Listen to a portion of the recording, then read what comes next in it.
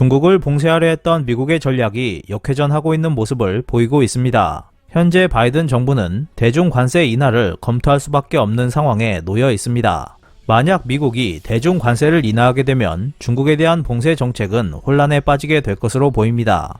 자세한 내용 전해드리겠습니다. 미국 바이든 대통령이 인플레이션 억제 체계 하나로 대중 관세 인하를 검토하고 있는 모습입니다.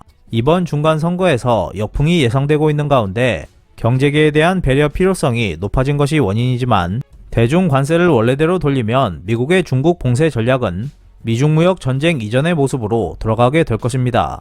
이 문제는 정치적으로는 중국과 대립하면서 경제적으로는 중국에 의존하고 있는 한국에도 중요하다고 할 수 있습니다. 미국은 트럼프 행정부 이후 중국을 적대시하는 전략으로 전환했으며 중국 제품 수입에 고율 관세를 부과하고 있습니다. 미 무역법 301조에 따라 추가 관세가 4차례에 걸쳐 발동되면서 3,700억 달러 가량의 중국 제품에 대해 최대 25%의 관세를 적용했습니다. 추가 관세가 적용되기 전에는 수퍼센트의 관세율이었기 때문에 추가 관세는 미국 기업들 입장에서 판매가를 대폭적으로 올려야 하는 요인으로 작용했습니다.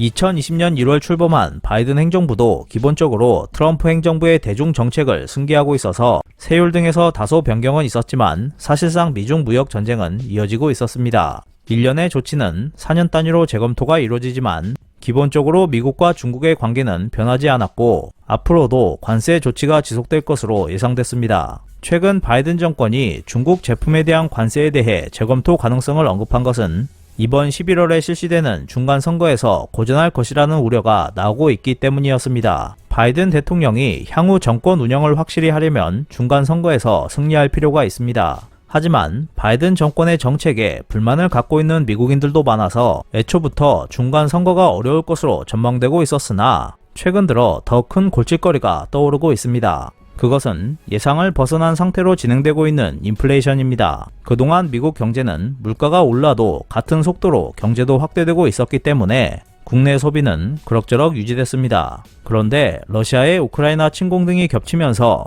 2022년 3월 미국의 소비자 물가지수가 8%를 넘어서는 등 물가 상승의 폐해가 점점 커져버렸습니다. 미국은 자동차 사회이기 때문에 휘발유 가격 급등이 미국인들의 생활을 압박하는 사태가 될 경우 바이든 정권은 치명상을 입을 수 있습니다. 반대로 치솟는 인플레이션을 억제하기 위해 과감히 금리를 올리게 되면 미국 경제에 역풍이 불게 됩니다. 바이든 대통령은 지난 5월 10일 가계가 인플레이션 압박을 받고 있음을 인식하고 있다며 인플레이션 대책을 최우선 과제로 할 것이라고 밝혔습니다. 동시에 바이든 대통령은 연방준비제도 이사회가 인플레이션 억제를 위해 책무를 완수해야 한다고 발언하는 등 금리 인상을 용인하는 자세도 나타냈습니다. 금리를 올리면서 경기 하락을 회피하려면 공급 측면의 제약을 가급적 풀어야 할 필요가 있습니다. 그중 가장 큰 효과를 발휘할 수 있을 것으로 여겨지고 있는 것이 중국 제품에 대한 관세 인하입니다. 앞서 언급했듯 대중 관세 대상이 되는 수입은 3,700억 달러에 달하고 있습니다.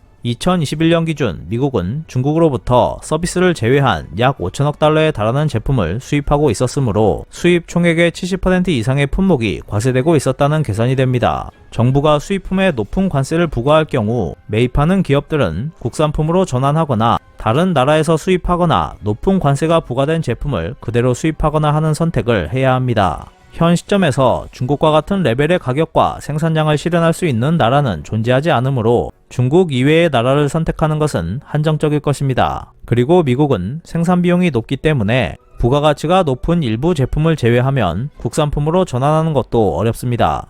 미국 기업들은 일부 제품을 제3국으로부터 수입하고 있긴 하지만 대부분의 상품은 중국에서 수입을 계속하고 있습니다. 유가 급등으로 전 세계적으로 인플레이션이 진행되고 있는 데다 관세 부담도 있기 때문에 미국 기업들의 매입 가격은 급상승하고 있습니다. 일부 중국 기업들은 베트남 등 동남아를 경유하는 형태로 미국의 관세를 회피하고 있지만 공급망이 복잡해지기 때문에 이런 방식도 비용 상승 요인으로 작용하고 있습니다. 결과적으로 미중 갈등은 미국 기업의 공급력 저하를 초래하고 있으며 이는 가격 상승 요인으로 작용하고 있습니다. 미국이 중국 제품에 대한 관세를 인하한다면 공급 제한 일부가 해소될 것이므로 당연히 가격 상승은 억제될 것입니다. 인플레이션이 정치적으로 경제적으로 최대 과제가 되고 있는 미국에 가장 효과적인 정책 중 하나가 대중 관세 인하임은 분명합니다. 미국의 전체 수입은 과거 1년간 수량 기준으로 약 8% 증가했으며 수입 가격은 약 11% 높아졌습니다.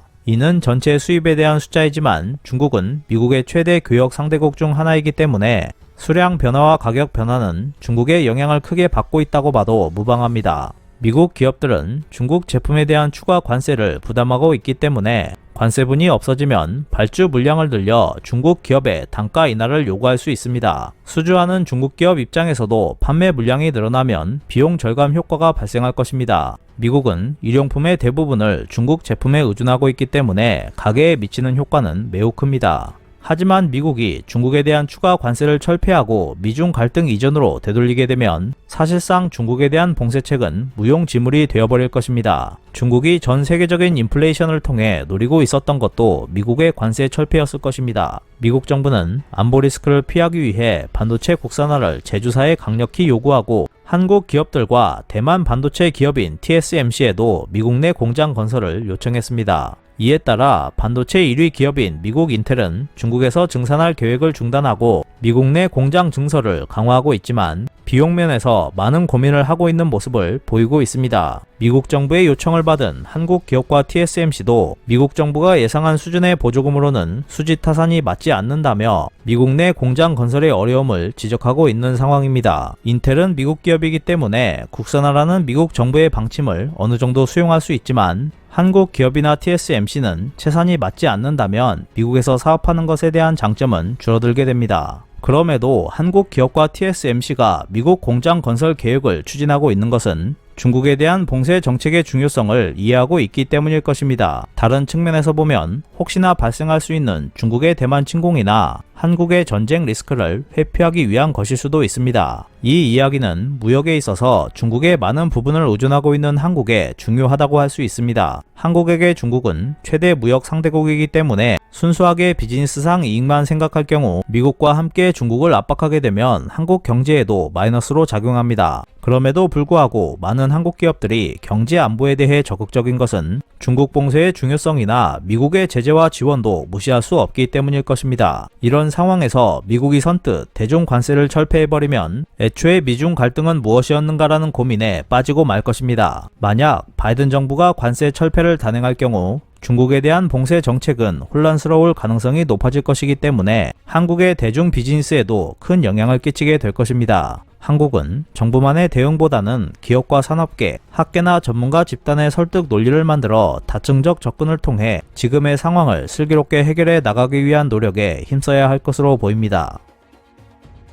이상 피커TV였습니다.